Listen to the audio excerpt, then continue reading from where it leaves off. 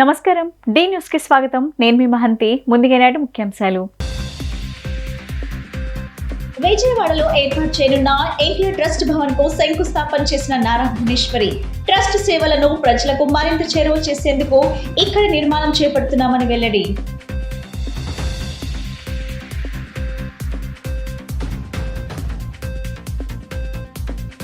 రాష్ట్రంలో గంజాయిపై ఉక్కుపాదం మోపుతామని తెలిపిన హోంమంత్రి అనిత, కూటమి హయాంలో ఈగల్ వ్యవస్థను ఏర్పాటు చేశామని స్పష్టం.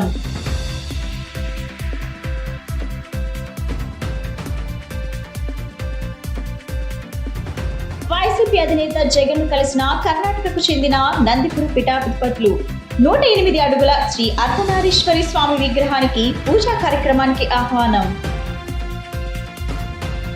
ఎన్టీఆర్ ట్రస్ట్ ద్వారా చేపడుతున్న సేవా కార్యక్రమాలను మరింత చేరువ చేసేందుకు విజయవాడలో ఎన్టీఆర్ ట్రస్ట్ నూతన భవనం నిర్మాణాన్ని చేపడుతున్నారు.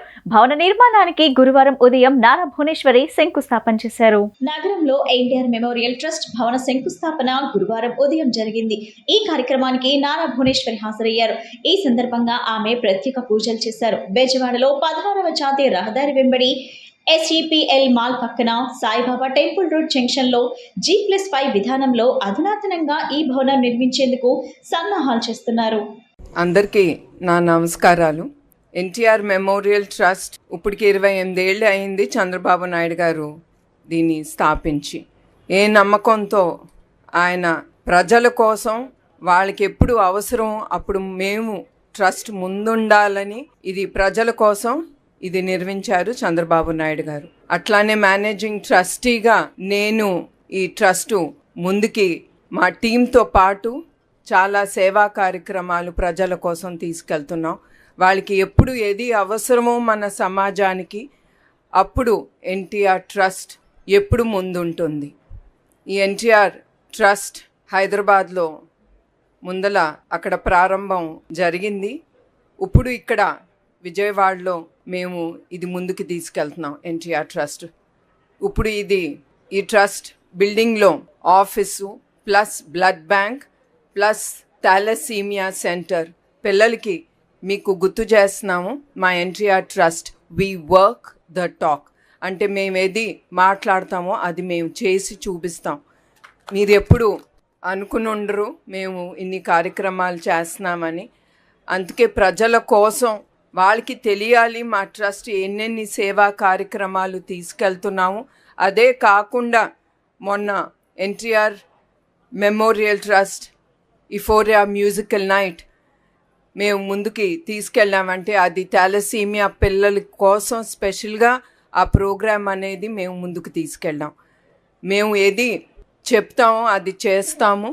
అట్లానే మేమేది ప్రజలకి మేము హామీ ఇచ్చాము. మేము బ్లడ్ బ్యాంక్ కానీ థాలసీమియా సెంటర్స్ కానీ మేము ఓపెన్ చేస్తాము.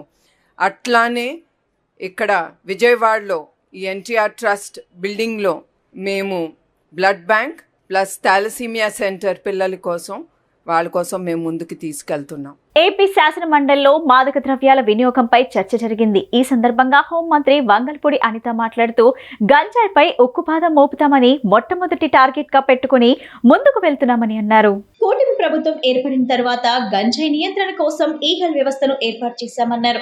గత ప్రభుత్వంలో సీఎం ఇంటి దగ్గరే గంజాయి తాగి అత్యాచారం చేస్తే కనీసం నిందితులను గుర్తించే పరిస్థితి లేకుండా ఉన్నాయని మండిపడ్డారు. 2021 దేశవ్యాప్తంగా 7,40,000 గంజాయి దొరికితే అందులో 2 లక్షల గంజాయి ఏపీలో పట్టుబడిందని వెల్లడించారు. డ్రోన్ కార్పొరేషన్ తో డ్రోన్లు వాడకం తీసుకొచ్చామని తెలిపారు. డ్రోన్ వస్తే పోలీసులు వస్తారని అనేక ప్రాంతాల్లో స్వయంగా గంజాయి పండిస్తున్న వాళ్లే ధ్వంసం చేసుకుంటున్న పరిస్థితులు ఉన్నాయన్నారు. గంజాయి సాగు అనేది 90% వరకు తగ్గిపోయిందని తెలిపారు. నార్కోటిక్ చట్టం ప్రకారం సాగు చేసినా, అమ్మినా, దానిని ప్రేరేపించినా, దానిని ఉపయోగించిన గంజాయి విషయంలో కఠినమైన చట్టాలు ఉన్నాయన్నారు. అనేక మంది వెనుకబడిన వర్గాల పిల్లలు ఈ కేసుల్లో ఇరుక్కుంటున్న మాట వాస్తవమన్నారు. అన్ని డిపార్ట్మెంట్లో గంజాయి నియంత్రణపై కమిటీలు ఏర్పాటు చేసినట్లు చెప్పారు. గంజాయి నియంత్రణలో భాగంగా ఆస్తులు జప్తు కూడా చేస్తున్నామని తెలిపారు. ఎస్పెషల్లీ మాట్లాడేటప్పుడు కూడా ఏదో భూమి లేకుండా చేస్తాం అది ఇదని మాట్లాడారు. ఆ కల్చరు మాది కాదు. ఆ మాటలు కూడా ఇప్పుడు కూడా గౌరవ చంద్రబాబు నాయుడు గారి నోటి నుంచి వచ్చిన పాపాన్ని కూడా పోలే. అది గౌరవ సభ్యులు కూడా దాన్ని కూడా గ్రహించుకోవాలి. విషయం ఏంటంటే ఉక్కుపాదం మోపుతాము, ఎట్టి పరిస్థితుల్లోని గంజా డ్రగ్స్ అనే ఉనికి కూడా లేకుండా చేయాలన్నది మొట్టమొదటి కాన్సెప్ట్ గా పెట్టుకొని మేము వచ్చిన మొదటిసారి నుంచి కూడా ఎన్డీఏ గవర్నమెంట్ ఏర్పడిన దగ్గర నుంచి కూడా దీని మీద స్పెషల్ ఫోకస్ పెట్టాము అధ్యక్ష.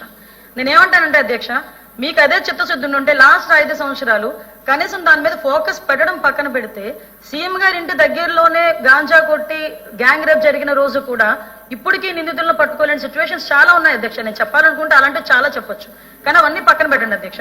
ఈ రోజు మేము వచ్చాము, మేమేం చేయాలనుకుంటున్నాము, మేమేం చేస్తున్నాము అనేది చెప్పాలి కాబట్టి చెప్తున్నాం అధ్యక్ష.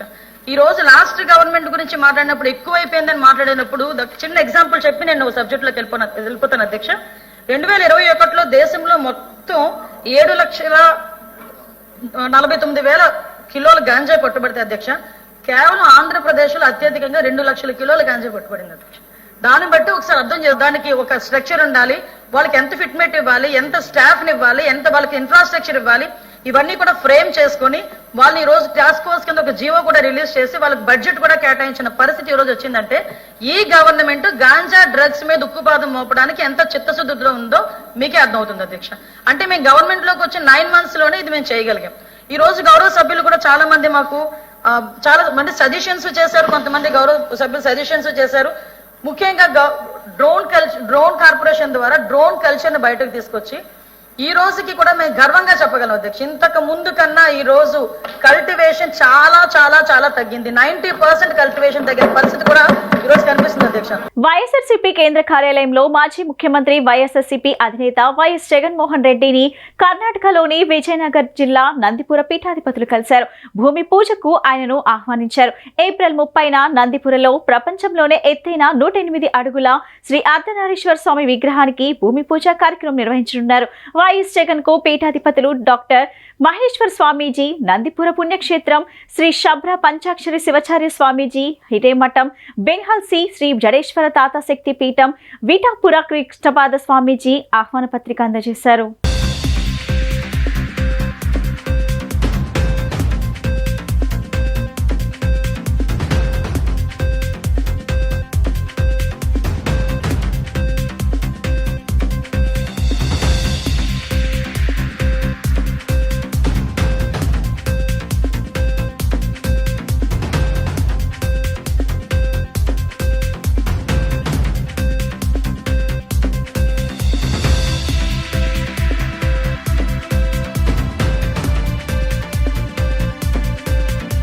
ఆరుగాలం కష్టపడే రైతు పండించిన పంటకు సరైన ధర చెల్లించి ఆర్థిక పరిస్థితిని మెరుగుపరిచి భవిష్యత్తుకు భరోసా కల్పించడమే రైతుకు ఇచ్చే నిజమైన గౌరవమని ప్రభుత్వ విప్ గన్నవరం ఎమ్మెల్యే ఎర్లగడ్డ వెంకట్రావు పేర్కొన్నారు.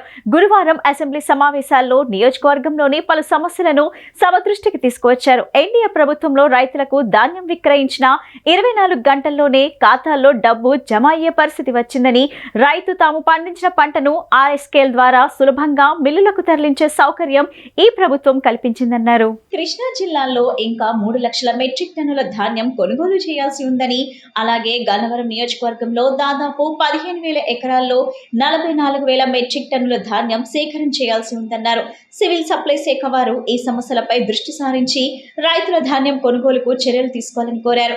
ఈ సందర్భంగా సంబంధిత శాఖకు పలు సూచనలు చేశారు. జిల్లా పీపీసీ కోటాను డివిజన్ వారీగా వరి పంట ప్రాంతాల ఆధారంగా విభజించాలని, మిగిలిపోయిన కుప్పలు మరియు ఆలస్యంగా పంట కోసిన ప్రాంతాలను వరి సేకరణ కోసం పరిగణించాలని సూచించారు. కలెక్టర్లు ప్రకృతి వైపరీత్యాలు, అత్యవసర మరియు ఊహించని పరిస్థితుల్లో వరిని సేకరించడానికి ఎటువంటి పరిమితులు లేకుండా బాధిత రైతులకు సహాయం చేయడానికి ప్రత్యేక అధికారులు జారీ చేయాలని కోరారు. ఆరుగాలం కష్టపడే రైతు సోదరుల పంటకి సరైన ధర చెల్లించి సకాలంలో కొంటమే రైతుకి ఏ ప్రభుత్వం ఇచ్చే భరోసా అధ్యక్ష. గత సంవత్సరం జనవరిలో గన్నవరం నియోజకవర్గంలో అసలు ఒడ్లు కొన్న పరిస్థితి అధ్యక్ష. రోడ్ల మీద ఒడ్లు పోసి నిరసన తెలియజేసిన పరిస్థితి అధ్యక్ష. కృష్ణా జిల్లాలో 9 లక్షల మెట్రిక్ టన్నులకు గాను దాదాపు 6 లక్షలు ప్రొక్యూర్మెంట్ అయిపోయింది అధ్యక్ష. గన్నవరంలో అయితే 1 లక్ష మెట్రిక్ టన్నుల పైన కొనుగోలు చేశారు అధ్యక్ష. రైతు పండించిన పంటకు సులభంగా మిల్లుకు తరలించే సౌకర్యాన్ని కూడా ఈ ప్రభుత్వం కల్పించింది అధ్యక్ష. ఎన్డీఏ ప్రభుత్వంలో రైతులకు 24 గంటల్లో పే చేసాం అధ్యక్ష. గన్నవరం నియోజకవర్గంలో ధాన్యం కొనుగోలు సంబంధించి అధ్యక్ష, కృష్ణా జిల్లాలో ఇంకా 3 లక్షల మెట్రిక్ టన్నుల ధాన్యం ఇంకా కొనుగోలు చేసిన పరిస్థితి అధ్యక్ష. నా కాన్స్టిట్యున్సీలో అయితే దాదాపు 15,000 ఎకరాల్లో 44,000 మెట్రిక్ టన్నులు కొనాల్సింది అధ్యక్ష. బాపులపాడు మండలం ఒక్క దాంట్లోనే దాదాపు 24,000 మెట్రిక్ టన్నులు కొనాల్సిన పరిస్థితి ఉంది అధ్యక్ష. వీసీ గారు, ఎండీ గారు, commissioner of civil supplies commissioner గారు కూడా విజిట్ చేసిన పరిస్థితి అధ్యక్ష. సివిల్ సప్లై శాఖ ఈ సమస్య మీద దృష్టి సారించి రైతుల ధాన్యం కొనుగోలుకు చర్యలు చేపట్టాల్సిందిగా మీ ద్వారా కోరుతున్నాను అధ్యక్ష గౌరవ మంత్రి గారిని. అలాగే జేసీ గారు కూడా రిక్వెస్ట్ చేశారు అధ్యక్ష అడిషనల్ క్వాంటిటీ ప్రొక్యూర్మెంట్ చేయమని. అలాగే అధ్యక్ష 2-3 సూచనలు ఇద్దాం అనుకున్నా అధ్యక్ష. జిల్లా పీపీసీ కోటాను డివిజన్ వారీగా వరి పంట ప్రాంతాల ఆధారంగా విభజిస్తే బాగుంటుంది అధ్యక్ష. అలాగే మిగిలిపోయిన కుప్పలు మరియు ఆలస్యంగా కోసిన ప్రాంతాల్లో వరి సేకరణ కోసం పరిగణించాలి అధ్యక్ష. అలాగే కలెక్టర్లకు కూడా ప్రకృతి వైపరీత్యాలు, అత్యవసర మరియు ఊహించని పరిస్థితుల్లో వరిని సేకరించడానికి ఎటువంటి పరిమితులు లేకుండా రైతే రాజు ఉండే చెప్తున్నాం కదా అధ్యక్ష. ఆరుగాలం కష్టపడే రైతు సోదరుల విషయంలో కలెక్టర్కి అధికారులు ఇచ్చి బాధిత రైతులకు ఎప్పటికప్పుడు సహాయం చేసే దిశగా ప్రత్యేక అధికారులు ఇస్తే బాగుంటుంది అధ్యక్ష. అలాగే ఎండోమెంట్ డిపార్ట్మెంట్కి సంబంధించి అధ్యక్ష 2019-24 మధ్య వైసీపీ ప్రభుత్వ హయాంలో సనాతన ధర్మం మీద కానీ ఆలయాల మీద కానీ దాడి జరిగింది మనందరికీ తెలిసింది అధ్యక్ష.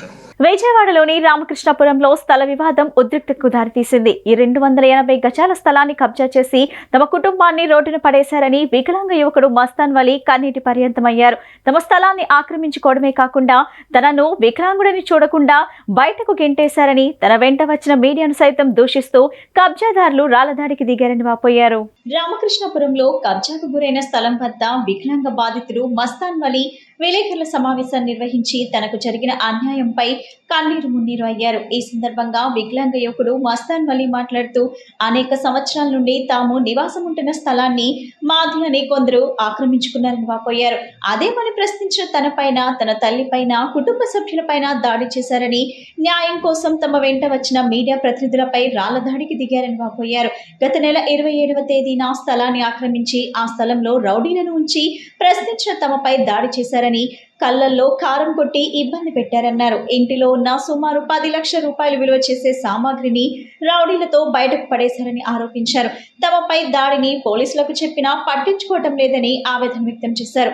20 రోజుల క్రితం తనకు ప్రమాదం జరిగిందని, కాలు తొలగించాలని, ఆ ప్రమాదానికి కారణం కూడా కబ్జాదారులే అన్న అనుమానం ఉందన్నారు. తమకు న్యాయం చేయాలని, తమ స్థలాన్ని తమకు ఇప్పించాలని వేడుకున్నారు. ప్రభుత్వ పెద్దలు స్పందించాలని, పోలీస్ ఉన్నతాధికారులు జోక్యం చేసుకుని తమకు చెందిన 280 గజాల స్థలాన్ని తమకు ఇప్పించాలని కోరారు. ఆస్తికి సంబంధించిన పూర్తి డాక్యుమెంట్స్ తమ వద్దే ఉన్నాయని స్పష్టం చేశారు. తమపై దాడి చేసిన వారి నుంచి ప్రాణహాని ఉందని, తమకు రక్షణ కల్పించాలని, అలాగే వారిపై కఠినమైన చట్టపరమైన చర్యలు తీసుకోవాలని పోలీస్ ఉన్నతాధికారులను కోరారు. నా పేరు మస్తాన్ వలి అండి. అది విజయవాడ రామకృష్ణాపురం. మాకు 280 గజాలు స్థలం ఉంది. దానిలో నివాసం ఉంటున్నాం. ఒక 27వ తారీఖున రామారావు అనే వ్యక్తి ఒక 40 మంది సుమారు తెల్లవారుజామున 3 గంటలకు వచ్చి మమ్మల్ని దౌర్జన్యంగా కొట్టి మా సామాన్లన్నీ పడేశారు. వాళ్ళు అప్పటి నుంచి లోపలే ఉంటున్నారు. ఏంటండి మా స్థలంలోకి మేము వెళ్తుంటే మమ్మల్ని రానియకుండా కొట్టి, ఈరోజు మేము లోపలికి వెళ్తే నన్ను కొట్టి మీడియా వాళ్ళ మీద రాళ్ళు ఇసిరి, నన్ను ఆడవాళ్ళు సుమారు 10 మంది నన్ను కొట్టి బయటికి ఈడ్చుకొచ్చి పడేశారు.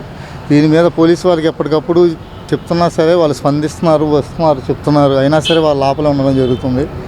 దీనిపై మరి వెనక ఎవరిని నడిపిస్తున్నారో ఏంటో తెలియదు. దౌర్జన్యంగా మా స్థలంలోకి వెళ్ళి మమ్మల్ని దౌర్జన్యంగా ఖాళీ చేపించి ఈ రకంగా వాళ్ళ లోపల ఉంటూ మందు తాగుతూ, గంజాయి తాగుతూ వాళ్ళు ఇష్టం వచ్చినట్టు చేస్తున్నారు. వాళ్ళ నుంచి ప్రాణహాని కూడా ఉంది. నేను ఇప్పటికీ వాళ్ళు ఖాళీ చేసినప్పటి నుంచి మేము బిజీ కింద ఉంటున్నాం. ఇక్కడే నివాసం ఉంటున్నాం బిజీ కింద.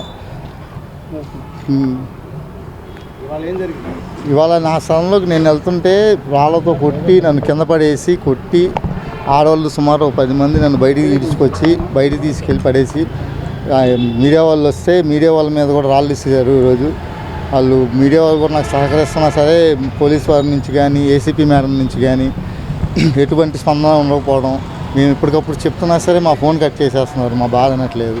ఒకవేళ చేయగా వచ్చి ఒక కానిస్టేబుల్ చెప్తున్నారు, ఊరికి వెళ్ళిపోతున్నారు. మళ్ళీ వాళ్ళ లోపలే ఉండడం, మందు తాగడం, బిర్యానీలు తినడం. అదరైతులు మా మీద అదరైతులు కూడా రాళ్ళు విసురుతున్నారు. ఫిజికల్గా ఉంటున్నారు. మా సామాన్లు 20 తారీఖు బయటపడేశారు. దానికి సంబంధించిన ఒరిజినల్ డాక్యుమెంట్స్ అన్నీ నా దగ్గరే ఉందండి. నా పేరునే ఉంది. తనఖా రిజిస్ట్రేషన్ ఎవ్వరికి ఏం చేయలేదు. మేము డబ్బులు అవసరమై కానీ అమ్మగారు కానీ ఎవరి దగ్గర మేము రూపాయి తీసుకోలేదు. వాళ్ళ దగ్గర ఇన్ షాట్లు ఉన్నాయో ఏమున్నాయో వాళ్ళ కాగితాలు తీసుకురమ్మానండి. మేము ఆల్రెడీ కోర్టుకు వెళ్ళి ఉన్నాము, స్టే తీసుకొచ్చుకున్నాము. స్వర్ణాంధ్ర 2047 లక్ష్య సాధనలో భాగంగా ప్రతి నెల 3వ శనివారం రాష్ట్ర వ్యాప్తంగా అన్ని ప్రభుత్వ కార్యాలయాలు, ఇతర ప్రాంతాలన్నింటిలో స్వచ్ఛాంధ్ర దినోత్సవాన్ని విజయవంతంగా నిర్వహించాలని ప్రభుత్వ ప్రధాన కార్యదర్శి కె విజయానంద్ అన్ని శాఖలను ఆదేశించారు. స్వర్ణాంధ్ర స్వచ్ఛాంధ్రకు సంబంధించి కార్యక్రమాల ఖరారుపై గురువారం రాష్ట్ర సచివాలయం నుండి ఆయన కార్యదర్శులు, శాఖాధిపతులతో వీడియో కాన్ఫరెన్స్ నిర్వహించారు. ఈ సందర్భంగా సీఎస్ మాట్లాడుతూ ప్రతి నెల 3వ శనివారం క్రమం తప్పకుండా స్వచ్ఛాంధ్ర దివస్ ను నిర్వహించాలని అన్ని శాఖలను ఆదేశించారు. ఇప్పటికే జనవరి, ఫిబ్రవరి మాసాల్లో నిర్వహించిన స్వచ్ఛాంధ్ర దినోత్సవాలకు సంబంధించి ఎదురైన అనుభవాలను పరిగణలోకి తీసుకుని ఈ నెల 15వ తేదీన నిర్వహించే స్వచ్ఛాంధ్ర దినోత్సవాన్ని మరింత పకడ్బందీగా విజయవంతంగా నిర్వహించాలని సూచించారు. స్వచ్ఛాంధ్ర దినోత్సవాన్ని నిర్వహించడంతో పాటు ఆయా కార్యక్రమాలకు సంబంధించిన వివరాలను వెబ్సైట్ లో అప్లోడ్ చేయాలని చెప్పారు. విజన్ 2047 కింద పరిశుభ్రత, ఆరోగ్య, హరిత ఆంధ్రప్రదేశ్ గా తీర్చిదిద్దేందుకు తగిన ప్రణాళికలను రూపొందించడం జరిగిందని, వాటిని సక్రమంగా అమలు చేయడం ద్వారా లక్ష్య సాధనకు కృషి చేయాలని సిఎస్ విజయానంద్ స్పష్టం చేశారు. పర్యావరణానికి అత్యంత హాని కలిగించే ప్లాస్టిక్ వస్తువులు, మరీ ముఖ్యంగా ఒకసారి వినియోగించి వదిలేసే ప్లాస్టిక్ వస్తువుల నిషేధానికి కట్టుదిట్టమైన చర్యలు తీసుకోవడంతో పాటు వాటి స్థానంలో పర్యావరణ హితమైన విధానంలో గ్లాసులు, కప్పులు, ప్లేట్లు, క్యారీ బ్యాగ్లు వంటివి తయారీకి చర్యలు తీసుకోవాల్సి ఉందని సిఎస్ విజయానంద్ స్పష్టం చేశారు. ఇందుకు గాను చేనేత, జౌళి శాఖ తగిన ప్రతిపాదనలు సిద్ధం చేస్తే ఎంఎస్ఎంఈ, ఖాదీ, గ్రామీణ పరిశ్రమల బోర్డు, స్వచ్ఛాంధ్ర కార్పొరేషన్ల ద్వారా వాటిని ప్రోత్సహించేందుకు తగిన చర్యలు తీసుకోనున్నట్లు తెలిపారు. ప్లాస్టిక్ వస్తువుల నిషేధంలో భాగంగా వాటిని తయారు చేసే పరిశ్రమలు, సంస్థల స్థాయిలోనే వాటి ఉత్పత్తి జరగకుండా వాణిజ్య పన్నుల, పరిశ్రమల శాఖలు దృష్టి సారించాలని సిఎస్ విజయానంద్ చెప్పారు. ఈ సమావేశంలో రాష్ట్ర మున్సిపల్ పరిపాలన శాఖ ముఖ్య కార్యదర్శి S Suresh Kumar power point presentation ద్వారా స్వర్ణాంధ్ర, స్వచ్ఛాంధ్ర కార్యక్రమాల గురించి వివరిస్తూ స్వచ్ఛాంధ్ర అనేది స్వర్ణాంధ్ర విజన్ 2047 కు 9వ పిల్లర్ అని పేర్కొన్నారు. దీనిలో భాగంగా గ్రామీణ, పట్టణ ప్రాంతాల్లోని గృహాలన్నింటిలోనూ ప్రతి ప్రాంతంలోనూ పరిశుభ్రతను పాటించడం, వ్యర్థాల నిర్వహణ, రీసైక్లింగ్ కు సంబంధించి ఉత్తమ విధానాలను అవలంబించడం వంటి చర్యలు చేపట్టాలని తెలిపారు. స్వర్ణాంధ్ర, స్వచ్ఛాంధ్రకు సంబంధించి ఇప్పటికే ప్రత్యేక రోడ్ మ్యాప్ రూపొందించి గత జనవరి 17న జీఓఆర్టీ సంఖ్య 24 ద్వారా స్పష్టమైన మార్గదర్శకాలను జారీ చేయడం జరిగిందని వివరించారు. ఈ కార్యక్రమాలు విజయవంతంగా నిర్వహించేందుకు వీలుగా రాష్ట్ర స్థాయిలో ప్రతి శాఖలోనూ, జిల్లా స్థాయిలోనూ నోడల్ అధికారులను నియమించుకోవాలని చెప్పారు. అంతేగాక ఈ కార్యక్రమాల పర్యవేక్షణకు కార్యదర్శి జిల్లా స్థాయిలో ప్రత్యేక కమాండ్ కంట్రోల్ కేంద్రాలను ఏర్పాటు చేసి పర్యవేక్షించాలన్నారు. అదేవిధంగా ఈవెంట్ రోజు కార్యక్రమాల వివరాలను సాస్ యాప్లో ఎప్పటికప్పుడు అప్లోడ్ చేయాలని చెప్పారు. స్వచ్ఛాంధ్ర దినోత్సవ కార్యక్రమంపై జిల్లా కలెక్టర్లు ప్రత్యేక దృష్టి సారించాలని సురేష్ కుమార్ సూచించారు. స్వచ్ఛాంధ్ర కార్యక్రమాన్ని విజయవంతంగా ముందుకు తీసుకెళ్లేందుకు కొన్ని శాఖల వారి ఈవెంట్ డే కార్యక్రమాలను రూపొందించడం జరిగిందని ముఖ్య కార్యదర్శి సురేష్ కుమార్ వివరించారు.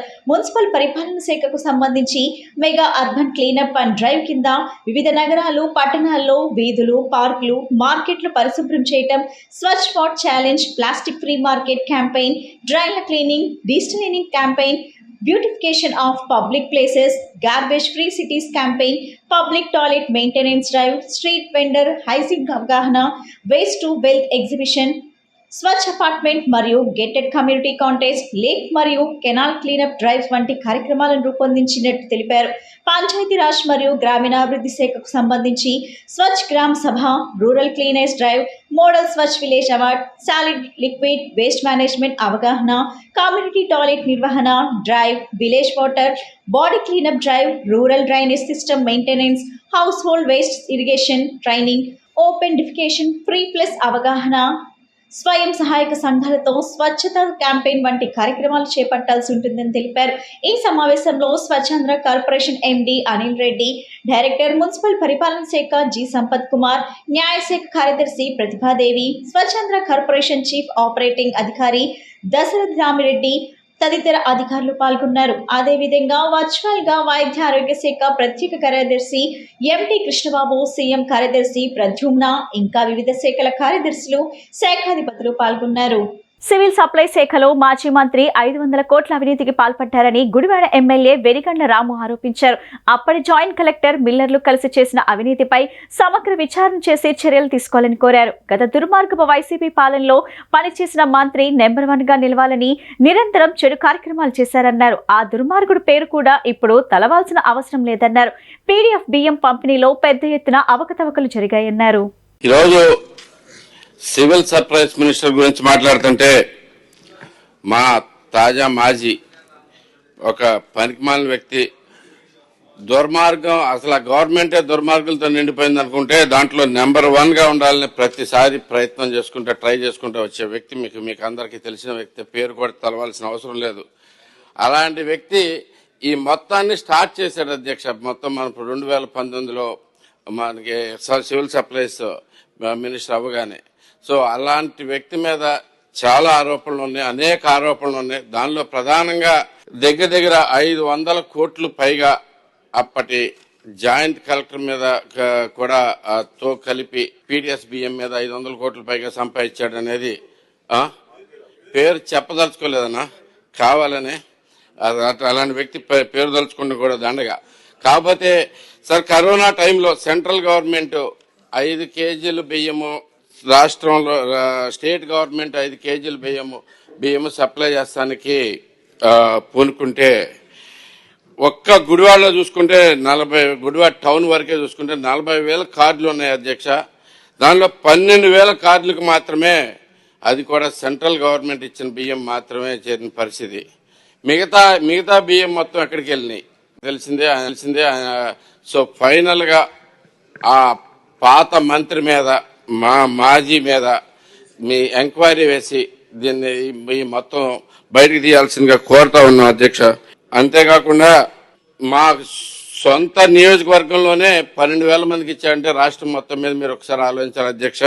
40,000లో 12,000 మాత్రమే జరిగినాయి అంటే ఈ మిల్లర్లతోటి కలిపి కొమ్మక్కయ్యి ఈ విషయం మీద ప్రతి ఒక్కరికి తెలిసిన విషయమే. సో దీని మీద సమగ్ర విచారణ జరిపేసి మిల్లర్లు, మాజీ మంత్రి, మరి ఈ జేసీ కూడా కలిపి చేసిన అక్రమం అనేది ఒక్కసారి విచారణ చేసి జరిపించాల్సిందిగా కోరుతా ఉన్నాను మంత్రి గారు మీ ద్వారా. దేశ అభివృద్ధి చెందాలంటే అన్ని రాష్ట్రాలకు ఒకేసారి ఎన్నికలు జరిగితే అభివృద్ధి చెందుతుందని మాజీ కేంద్ర మంత్రి మురళీధరన్ చెప్పారు. మాజీ రాష్ట్రపతి రామ్నాథ్ ఆధ్వర్యంలో ఒక కమిటీ అధ్యయనం చేస్తుందని పేర్కొన్నారు.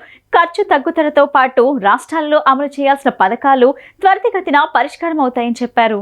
నగరంలోని స్టెల్లా కళాశాలలో 1 నేషన్ 1 ఎలక్షన్ పై సెమినార్ నిర్వహించారు. ఈ సెమినార్ కు కేంద్ర మాజీ మంత్రి మురళీధరన్ తో పాటు బీజేపీ యువమోర్చా నాయకులు తదితరులు పాల్గొన్నారు.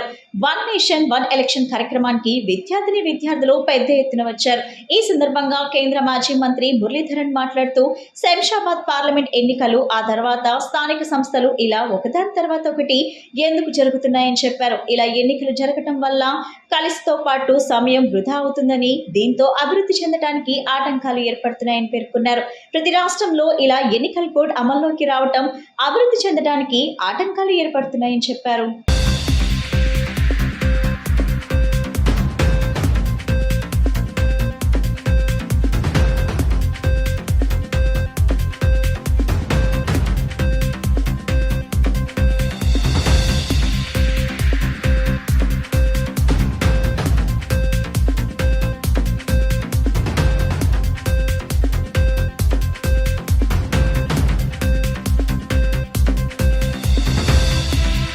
Jacinta Quadras, the principal of Mary Stella College, Vijayawada.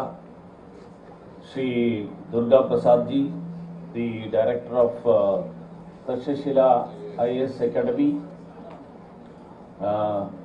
Other dignitaries on the dais, Sri Vishnuvardhan Reddy, Sri Suryanarayan Raju, Sri Ramesh Naidu,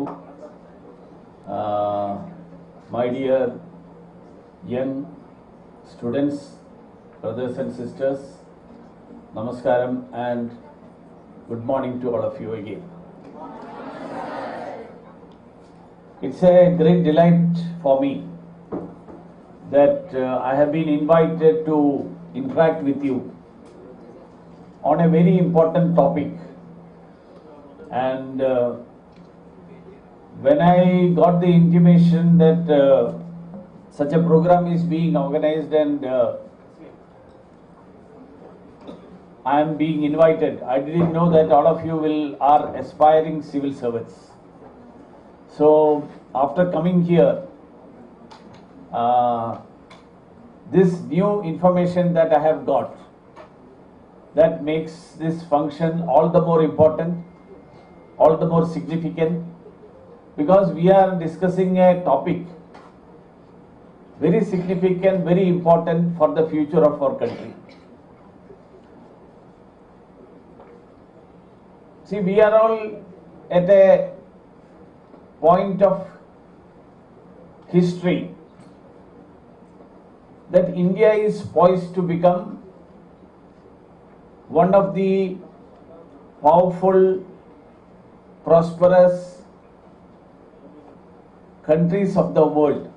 గత కొన్ని దశాబ్దాలుగా ప్రపంచవ్యాప్తంగా అంతర్జాతీయ మహిళా దినోత్సవాలు జరుపుకుంటూ ఉన్న నేటికి పితృస్వామ్య మరియు కుల ఆధారిత పోకడలతో ఏర్పడిన భారతదేశంలో నేటికి అక్రమ రవాణా బాధిత మహిళలు వ్యభిచార వృత్తిలో మగ్గుతున్న మహిళల హక్కులను ఎలా కలరాస్తూ ఉందో ఇప్పుడు మనకు అర్థమవుతూ ఉందని విముక్తి రాష్ట్ర స్థాయి మానవ అక్రమ రవాణా వ్యాపార లైంగిక దోపిడీ బాధితుల సంఘం రాష్ట్ర అధ్యక్షురాలు అపూర్వ ఆవేదన వ్యక్తం చేశారు.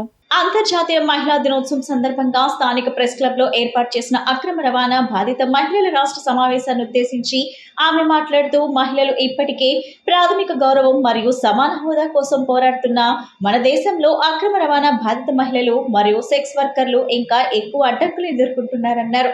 సామాజిక కట్టుబాట్లు నిబంధనలకు సవాలుగా భావించి వారు అభివృద్ధికి దూరంగా నెట్టబడమే కాకుండా తరచుగా వారి గుర్తింపును నిరాకరిస్తున్నారు. అనేక భారతీయ రాష్ట్రాలు చాలా కాలంగా బాధిత మహిళల ఉనికిని విస్మరించాయి. వారి చట్టపరమైన స్థితిగతులు అస్పష్టతతో నిండి ఉన్నాయి. ప్రభుత్వం వీరి కోసం చేస్తున్న కార్యక్రమాలు ఏవైనా ఉన్నాయంటే అవి కేవలం భారతదేశ జాతీయ ఎయిడ్స్ నియంత్రణ కార్యక్రమం ద్వారా HIV నిరోధక సేవలను పొందేలా చేయడానికి ప్రయత్నాలు చేస్తున్న ఏకైక కార్యక్రమంగా మిగిలిపోయిందన్నారు. విముక్తి సంస్థ వారు ఈరోజు సెక్స్ వర్కర్లు అలాగే రవాణా మహిళల మీద అక్రమ రవాణా మహిళల గురించి ఈరోజు ఇక్కడ ఈ కార్యక్రమాన్ని ఏర్పాటు చేశారు. ముఖ్యంగా అక్రమ రవాణా చేయడంలో మహిళల్ని దాదాపు 100% మంది మహిళలు ఉంటే 80% మంది సెక్స్ వర్కర్లుగా దిగిపోయే పరిస్థితి ఉంది. ముఖ్యంగా వాళ్ళ ఆర్థిక పరిస్థితి బాగుపోవడం వల్ల అలాగే సినిమాలకి వాటికి ఆ వ్యామోహంలో సినిమాల్లో వాటిలో యాక్షన్ చేద్దామని చెప్పి ఆలోచన వల్ల అలాగే కొంతమంది పిల్లలు బయట ఎక్కడైనా కనపడినా తీసుకెళ్ళిపోయే పరిస్థితుల్లో ఈ కూపంలో పడిపోయే పరిస్థితుల్లో ఈరోజు ఉంది. దాదాపు మన భారతదేశం దీంట్లో ప్రథమ స్థానంలో ఉందని చెప్పి చెప్పడానికి కూడా చాలా సిగ్గుచేటైన విషయం. అలాగే మన రాష్ట్రం వచ్చేటప్పటికి 3వ స్థానంలో ఉంది. దాదాపు మన రాష్ట్రంలో 1,33,00,000 మంది సెక్స్ వర్కర్లుగా దీంట్లో ఉన్నారంటే మరి ఏ దిశగా మనం పోతున్నామని చెప్పి మనం ఆలోచించాలి. ముఖ్యంగా ఈ సెక్స్ వర్కర్లుగా ఉన్నవారు వారు బయటకు వచ్చేసి మేము మా పరిస్థితులు బాగోకేలాగా వెళ్ళామని చెప్పి బయటకు వచ్చిన ప్రతి ఒక్కరికి కూడా గవర్నమెంట్ వాళ్ళకి ఉండడానికి ఒక ఇల్లు అలాగే వాళ్ళకు రేషన్ కార్డు అలాగే గతంలో ఒక 28వ జీవో ఉండేది. దాని వెంబటే బయటికి రాగానే ఒక 20,000 వాళ్ళకి ఆర్థిక సహాయం అలాగే వాళ్ళ పిల్లలకు కూడా వాళ్ళ పిల్లలు చదువుకోవడానికి ఏర్పాట్లు అలాగే ఉండడానికి ఒక ఇల్లు ఇలాంటివన్నీ కూడా ఏర్పాటు చేయాలని చెప్పి మేము అడుగుతున్నాము. అలాగే ముఖ్యంగా మన సమాజంలో కూడా సెక్స్ వర్కర్లుగా వెళ్ళిన వాళ్ళు బయటకు వస్తే వారికి సరైన రక్షణ లేదు. ఎందుకంటే కనీసం పోలీస్ స్టేషన్కి వెళ్ళి వాళ్ళు వేరే విధంగా ఏదైనా చెప్పినా మీరు అలాంటి వాళ్ళు ఇలాంటి వాళ్ళు అనే పరిస్థితుల్లో ఉన్నారు. అలాగే సమాజం కూడా వాళ్ళని అంగీకరించట్లేదు. సమాజం మారాలి. అలాగే ముఖ్యంగా వీళ్ళకున్న కొన్ని చట్టాలు ఉన్నాయి మనకి. ఎందుకంటే 2014లో మన రాష్ట్రం విడిపోయినప్పుడు ఒక చట్టం ఉండేది. ఆ చట్టాన్ని కూడా ఇప్పుడు ఇంప్లిమెంట్ చేసి ఆ చట్టంలో ఏవైతే ఉన్నాయో అవన్నీ కూడా వీరికి అమలు చేయాలని చెప్పి ఆంధ్రప్రదేశ్ మహిళా సమైక్య మేము కోరుతున్నాము. అలాగే పిల్లలకు కూడా కనీసం వాళ్ళు చదువుకోవడానికి వాళ్ళు ఉండడానికి ఇల్లు ఇలాంటివన్నీ కూడా ఏర్పాటు చేయాలి. వాళ్ళకి సమాజంలో గుర్తింపు అలాగే వాళ్ళు ఏమైనా చదువుకున్న వాళ్ళైతే చిన్న చిన్న ఉద్యోగాలు అంగన్వాడీ లాంటి సెంటర్స్లో ఆయాలు లాంటి పోస్టులు ఇచ్చి వాళ్ళని ముందుకు తీసుకెళ్లే విధంగా ప్రోత్సహించాలని చెప్పి ఆంధ్రప్రదేశ్ మహిళా సమైక్యగా మేము డిమాండ్ చేస్తాం. తమ భవనంలోని షాపుల్లో అద్దెకుంటున్న వారు తమ భవనాన్ని కబ్జా చేసేందుకు ప్రయత్నిస్తున్నారని వృద్ధ దంపతులు మద్దుల దామోదరం లక్ష్మీ అనంత రాజేశ్వరి ఆవేదన వ్యక్తం చేశారు. అద్దెకుంటున్న వారి నుంచి తమకు ప్రాణహాని ఉందని CM Chandrababu deputy CM Pawan Kalyan రక్షించాలని కోరారు. వన్టౌన్ తారాపేట పీనా మొహమ్మద్ వీధిలోని భవనం వద్ద వృద్ధ దంపతులు మద్దుల దామోదరం మద్దుల లక్ష్మి అనంత రాజేశ్వర్లను అద్దెదారులు అష్టకష్టాలు పెడుతున్నారని చెప్పారు. ఈ సందర్భంగా మద్దుల దామోదరం మాట్లాడుతూ 70 ఏళ్ల వృద్ధుడినైన అయినా తనను షాపుల అద్దెదారులు మానుకొండ శ్రీనివాస్, మిర్యాల హరీష్, అల్లాడి నరసింహారావు ఒక పథకం ప్రకారం తమపై అక్రమ కేసు పెట్టారన్నారు. తాము ఈ పాత బిల్డింగ్ స్థానంలో కొత్త నిర్మాణం చేపడతామని గతంలో అద్దెదారులకు చెప్పి 2 సంవత్సరాలు టైం ఇచ్చామన్నారు. తాము షాపులు ఖాళీ చేసి ఇస్తామని తమకు రాసిచ్చారని, అయితే దుర్బుద్ధితో ఆ స్థలాన్ని తాను సొంతం చేసుకునేందుకు కుట్ర పన్నుతున్నారని ఆవేదన వ్యక్తం చేశారు. తాము షాపులు ఖాళీ చేశామని చెప్పిన అద్దెదారులు తాము జేసీబీతో షాపులు తొలగించాలని చూసినప్పుడు ఆయా షాపుల్లో కొంత సామాన్లు ఉంచడం చూసి కంగు తిన్నామని వెంటనే షాపుల కూల్చివేతను ఆపివేశామని చెప్పారు. అద్దెదారులు తమ షాపులను అక్రమంగా కొట్టినట్లు 1 టౌన్ పోలీస్ స్టేషన్ లో కేసు పెట్టారన్నారు. 1 టౌన్ పోలీసులకు విషయం తెలిపినా తమ ఫిర్యాదును తీసుకోవడం లేదన్నారు. తమను మానసికంగా ఆందోళనకు గురి చేసి కోట్లాది రూపాయల విలువైన తమ పాత భవనాన్ని కబ్జా చేసేందుకు అద్దెదారులు పన్నాగం పన్నారని వివరించారు. ఈ విషయమై తమకు న్యాయం చేసి తమను కాపాడాలని CM Chandrababu, deputy CM Pawan Kalyan ను వేడుకుంటున్నామన్నారు. నా పేరు మద్దుల దామోదరం. నేను ఇన్సూరెన్స్ కంపెనీలో డివిజనల్ మేనేజర్గా పనిచేసి రిటైర్ అయ్యాను. ఈ ప్రాపర్టీ ఈవిడిది, నా భార్య వాళ్ళ నాన్నగారిది ఈ ప్రాపర్టీ. మా మామయ్య గారికి మగ పిల్లలు లేరు. మా కొడుకుని మేము దత్తత ఇచ్చాము. దత్తత ఇస్తే ఆయన ఈ ప్రాపర్టీ రాసిచ్చాడు. ఈ ప్రాపర్టీలో వాళ్ళు ఉంటున్నారు. మా మామగారే చూసుకునేవాళ్ళు. తర్వాత 12 సంవత్సరాల క్రితం మా మామయ్య గారికి అనారోగ్యం వచ్చింది. ఆయనకి అప్పటికి 93 ఏళ్ళు. మా ఇంటి దగ్గరికి వచ్చి ఉన్నారు. ఆ తర్వాతే నేను పిక్చర్లోకి వచ్చాను, అద్దీలు కానీ దేనికి కానీ. మేము వచ్చాక వాళ్ళని నేను రిక్వెస్ట్ చేశాను, ఏమనంటే ప్లాను పెట్టుకుంటాను, గవర్నమెంట్ ప్లాన్ పెట్టుకుని బిల్డింగ్ కట్టి మీకు ఇస్తాను అంటే పెట్టుకోండి అన్నారు. కాగితాలే చెప్పేసానా? పెట్టుకోండి అన్నారు. పెట్టుకోండి అన్నాక 2022లో నేను ప్లాన్కి అప్రూవల్ పెట్టుకున్నాను. సడన్గా కరోనా వచ్చింది. సడన్గా కరోనా వచ్చింది. సరే అని వాళ్ళకి చెప్పాను, అప్లై చేశాను. తర్వాత నాకు ప్లాన్ వచ్చింది. ప్లాన్ వచ్చిన తర్వాత వాళ్ళకి వచ్చి తెలియపరిచాను. నాకు ప్లాన్ 23లో వచ్చింది. వాళ్ళు స్టార్ట్ చేయమన్నారు, తొందరగా మీరు ఖాళీ చేయండి అని చెప్పాను. అంటే నేను ఖాళీ చేస్తామండి, మీకేం ఇబ్బంది లేదు అన్నారు. సరే ఖాళీ చేయండి అన్నారు. అన్నాక ఒక రోజు వచ్చి నాకు ఇంకా ఏంటది ఇంకా 2 ఏళ్ళు నాకు టైం కావాలండి అన్నారు. అనుకోలేదండి, ఇంత బాధ పెట్టారు. అప్పటికి 3 తడలు వచ్చి బతివాలన్నట్టు చెప్పా, అయినా కూడా వెళ్ళలేదండి. ఇక్కడి నుంచి సార్ మంచి ఎండలో వచ్చారు. నాకు చాలా బాధగా ఉంది. మా నాన్న ఏదో కష్టపడి కొనుక్కున్నారు, మాకు కాకుండా చేస్తారని చాలా బాధగా ఉంది. మీరే ఇప్పించాలండి అందరూ కలిసి. చట్టాన్ని రక్షించండి అంతే నేను అడిగేది. నా ప్రాపర్టీ నాకు ఇప్పించండి. మాదే కదా, మేము ఎవరిది ఆశపట్టలేదు. మాది మాకుంటే చాలు, ఎప్పుడు మేము అట్లాగే కోరుకుంటాం. రాష్ట్రంలో దొంగ స్వాములు ఆక్రమించిన భూములను రాష్ట్ర ప్రభుత్వం తిరిగి స్వాధీనం చేసుకోవాలని హేతువాదం సంఘం అధ్యక్షుడు నార్నె వెంకట సుబ్బయ్య డిమాండ్ చేశారు. గత 20 సంవత్సరాలుగా తిరుపతిలో కల్కి భగవాన్, నెల్లూరులో రామదూత అనే దొంగ స్వాములు అటవీ భూములను, చెరువు, పోరంబోకు భూములను ఆక్రమించి ఆశ్రమాలు నిర్మించి మోసం చేస్తున్నారని విమర్శించారు. విదేశీ భక్తులు ఈ ఆశ్రమాలకు వచ్చి రాత్రి వేళ భజనల పేరిట గలాట సృష్టిస్తున్నారని మండిపడ్డారు. ఈ అసెంబ్లీ సమావేశాల్లో దొంగ స్వాముల భూములపై చర్చించి ప్రభుత్వం వాటిని స్వాధీనపరిచేందుకు చర్యలు తీసుకోవాలని విజ్ఞప్తి చేశారు.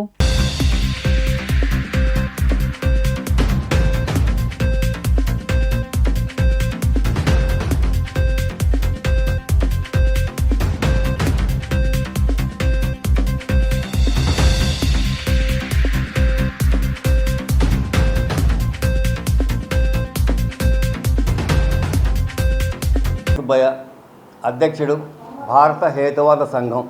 మిత్రులారా, ఏ బాబా చరిత్ర చూసినా ఏమున్నది గర్వకారణం? హత్యలు, అత్యాచారాలు, మానభంగాలు, భూకుంభకోణాలు, చెక్ బౌన్స్ కేసులు, భూ ఆక్రమణలు తప్ప అన్నట్లుగా ఈరోజు బాబాల ఆశ్రమాలు తయారైనాయి. అందుకు ఉదాహరణగా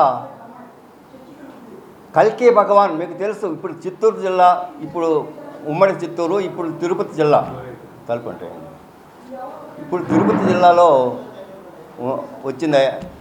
వరదయపాలెం దగ్గర దళితుల భూములు, అసైన్డ్ ల్యాండ్స్ ఆక్రమించి గోల్డెన్ టెంపుల్ నిర్మించారు 20 ఏళ్ల క్రితం దళితుల భూముల కింద.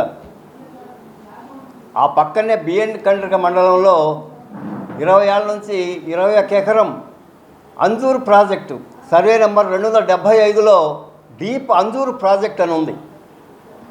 ఆ అంజూరు ప్రాజెక్టులో 21 ఎకరం ఆక్రమించి ఆశ్రమం పేరుతో మోసం చేస్తూ ఉన్నాడు. పర్మనెంట్ కట్టడాలు కట్టాడు. అక్కడ విదేశీయులు రప్పిస్తాడు. రేత్రిపూట అక్కడ వాళ్ళు భజన చేస్తుంటారు విదేశీయులు. రేత్రిపూట భజన విదేశీయులు అనేది డీప్ ఫారెస్ట్లోకి రాకూడదు, చట్టవిరుద్ధం అటవీ శాఖకి. అట్లాగే అక్కడ ఎర్రచందనం ఉంది, ఆ పక్కనే ఎర్రచందనం ఉంది, నాకు రక్షణ తెలియదు. అట్లాగే ప్రకృతి జలపాతం ఉంది, దానికి రక్షణ లేదు ఈ ఆశ్రమం కట్టినందువల్ల. మేము హేతువాద సంఘం వాళ్ళము అధికారులు ఫారెస్ట్ అధికారులను అడిగాం, వాళ్ళు సరైన సమాధానం చెప్పలా. కలెక్టర్ని అడిగాం, డిఎఫ్ఓ తిరుపతి డిఎఫ్ఓని అడిగాం, సరిగ్గా ఒకళ్ళ మీద ఒకళ్ళు సమాధానాలు చెప్పుకుంటున్నారు. ఫారెస్ట్ రేంజర్లు, ఫారెస్ట్ ఆఫీసర్లు, అది మాకు సంబంధం లేదు, మాకు నాటకాలు ఆడుతున్నారు అధికారులు. మాజీ MLA Vallabhaneni Vamsi bail petition పై విజయవాడలోని ఎస్సీ ఎస్టీ కోర్టులో విచారణ జరిగింది. వంశీకి బెయిల్ మంజూరు చేసి సాక్ష్యాలను తారుమారు చేసే అవకాశం ఉందని పబ్లిక్ ప్రాసిక్యూటర్ వాదించారు. పోలీస్ కస్టడీలో విచారించిన సమయంలో కీలక సమాచారం తెలిసిందన్నారు.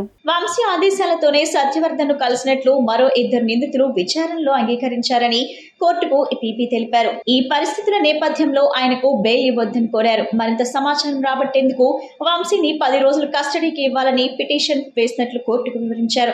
మరోవైపు వంశీ తరపు న్యాయవాదులు వాదన వినిపిస్తూ సత్యవర్ధన్ కిడ్నాప్ కు వంశీకి ఎలాంటి సంబంధం లేదన్నారు. ప్రభుత్వం కావాలనే తప్పుడు కేసు పెట్టిందని చెప్పారు. అనారోగ్య కారణాల వల్ల వంశీకి బెయిల్ మంజూరు చేయాలని కోరారు. ఇరు పక్షాల వాదనలు విన్న న్యాయస్థానం తదుపరి విచారణను ఈ నెల 10వ తేదీకి వాయిదా వేసింది.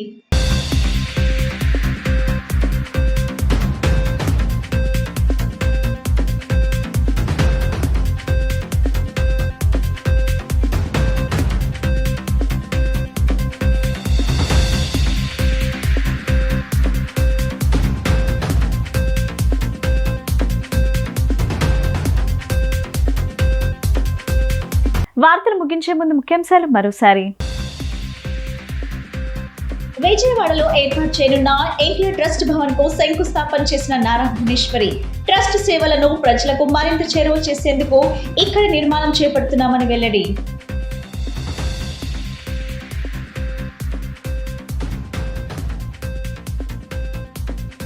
రాష్ట్రంలో గంజాయిపై ఉక్కుపాదం మోపుతామని తెలిపిన హోంమంత్రి అనిత. కూటమి హయాంలో ఈగల్ వ్యవస్థను ఏర్పాటు చేశామని స్పష్టం.